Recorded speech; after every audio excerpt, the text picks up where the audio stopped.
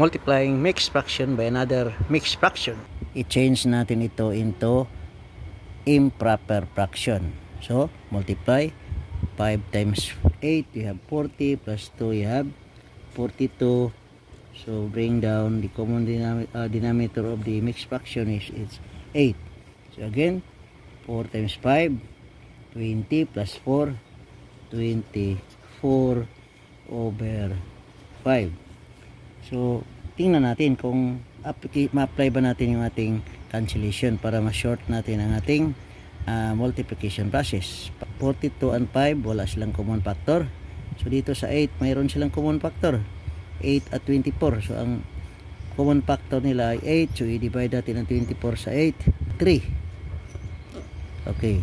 So, dito sa 8, 8 divided by 8, you have 1. 42 times 3, you have 6 and 12. 126. 1 times 5, so ito na lang ating denominator. So na mayroon tayong improper fraction. Dahil improper ito, kailangan natin itong i-change into a proper fraction. So i-divide natin ang 126 divided by 5. So anong first digit natin? Quotient. So we have 2, then you have 10. So, subtract, you have 2, bring down 6. So, next is 5. 5 times 5, 25.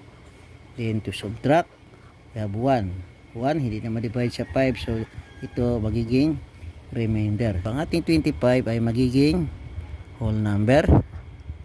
Ang 1 na ating remainder ay magiging numerator. 5 ay magiging denominator. So, ang answer natin, 25 and 1/5.